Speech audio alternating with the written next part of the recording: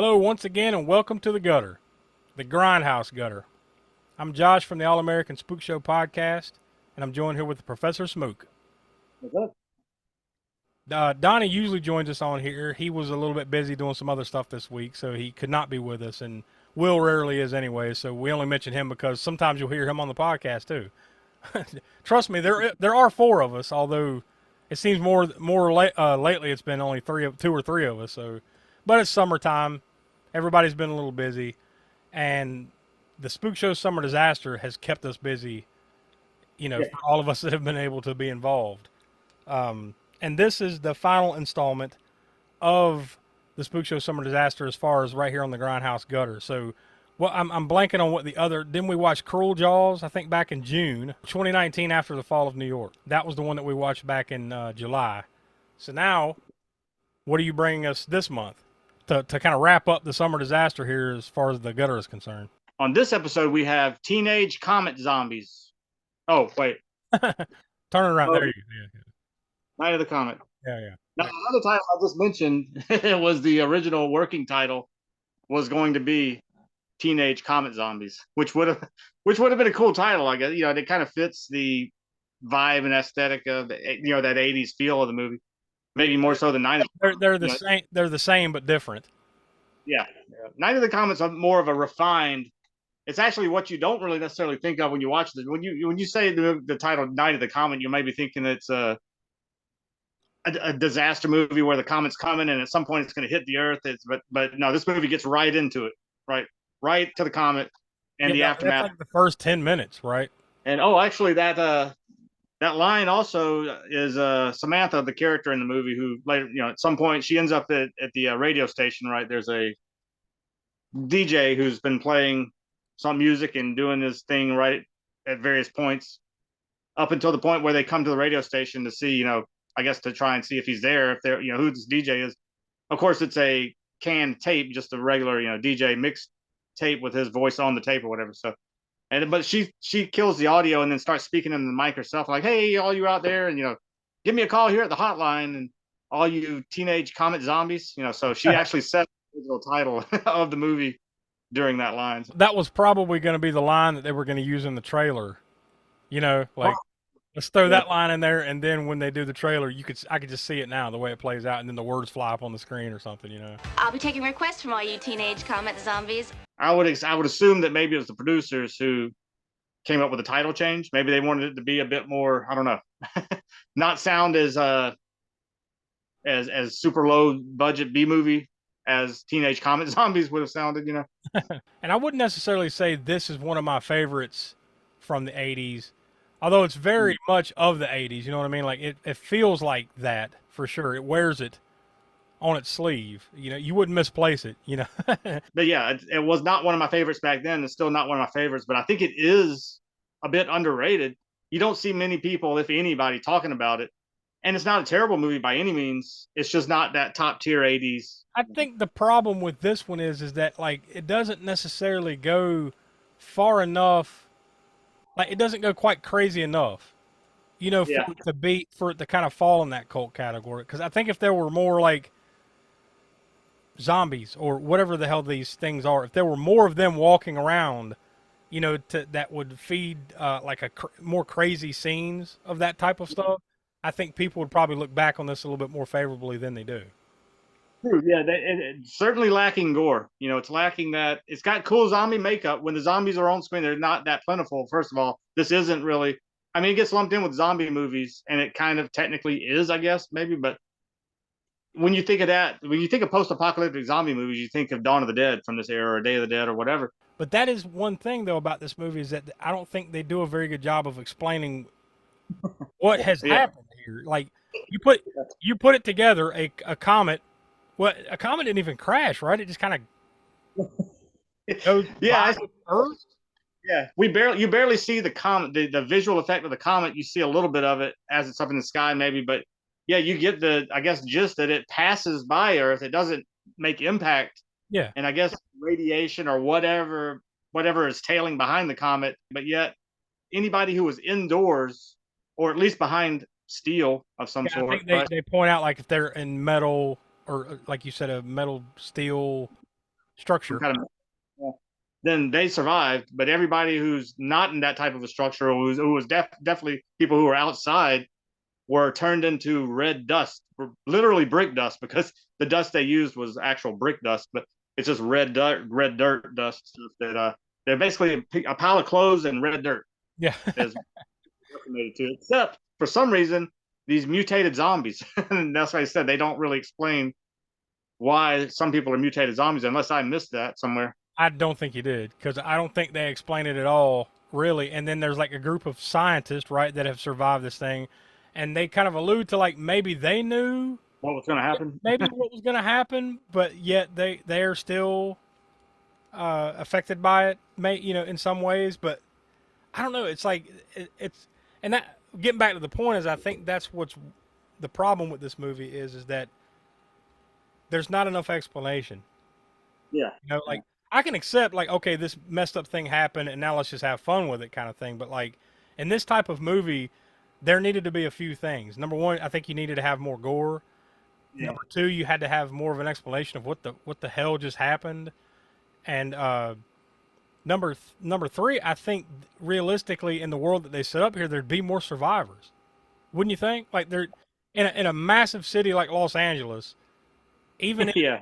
even in an event of a comet passing by, so that's the excuse everybody's outside looking at the comet, right? Yeah. I think there'd still be more survivors or zombies walking around or something. Yeah, and this is LA. Yeah, in Los Angeles, like a city of millions, there's like maybe what 15 survivors, 20. That's fine if you wanna kind of have a shoddily written movie, then at least back end it with gore and other cult related things of that nature. You know, Yeah. that'll alleviate some of that. Like people are like, all right, I don't really know what's going on, but that was a fucking badass kill just now. But I mean, I think there's still plenty of fun and there's some memorable moments and stuff. And and I've seen you see random clips of especially Kelli Maroney, from this movie. You see her because she's wearing the cheerleader outfit, so you see her in other compilations and other mentions of these type of movies. We might as well take a moment to talk about that. There's some real weird correlations too. It's like Kelli Maroney was in Chopping Mall. Yep. Chopping Mall was set in, and now I'm blanking on the name of this mall in LA. I just remember it's in LA. That's all I remember. Galleria. Yeah, the Galleria, and that's where they shot Chopping Mall and the mall scenes in this movie, as well as mall scenes Terminator 2, a number of other LA films from that 80s era and early 90s era. So there's that connection, which is kind of strange. Also, another weird kind of connection is who's the other actress's name that the sisters? Catherine Mary Stewart. Catherine Mary Stewart. She was in Last Starfighter around the same time, maybe a little before, a little after, probably a little after. And it's funny that the movie opens with her playing a video game. She's playing Tempest or whatever, right? Really getting into it, and like she's good at it and got one of the high scores on it or whatever, right? And this Last Starfighter movie is not her; it's her boyfriend in that movie, who's the in the whole Starfighter arcade game. Just kind of a weird coincidence with her playing an arcade game, and then with Kelli Maroney being in another mall, in fact, the same mall that Chopping Mall was shot in. And unfortunately for her, she was also in one of the worst movies ever made, The Apple. Which one? Oh, who? Kelli Maroney or? No, Catherine Mary Stewart. She's in The Apple. She's basically the star of The Apple. Good God Almighty.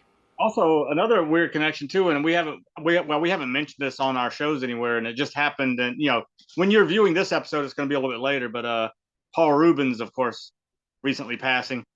So rest in peace, Paul Reubens, aka Pee Wee Herman. He actually has a little bit of a connection to this movie, not directly but indirectly. You remember the clown that was in the outside LA? It was after the aftermath, I believe, when they first come out, and it was a animatronic clown waving.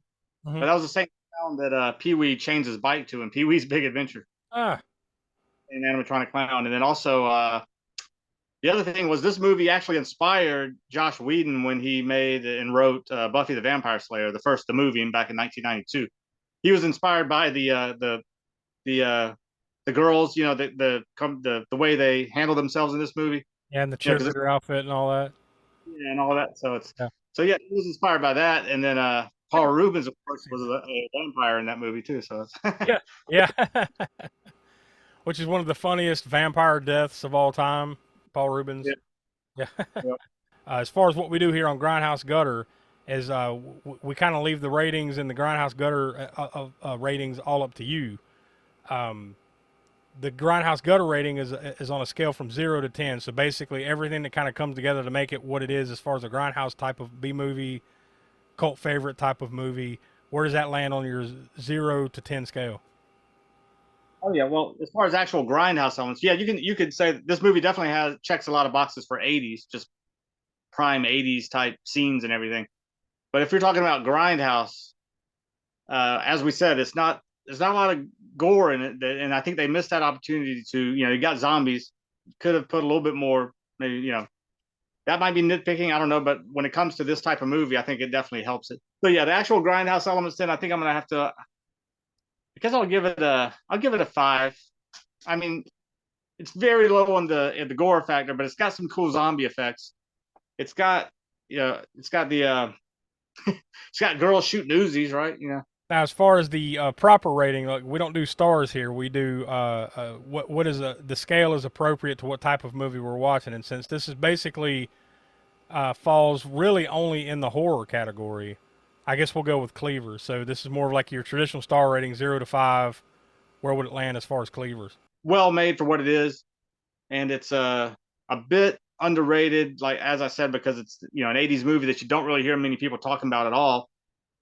But it is still sort of middling, well, a little bit, maybe a slightly above middling 80s movie.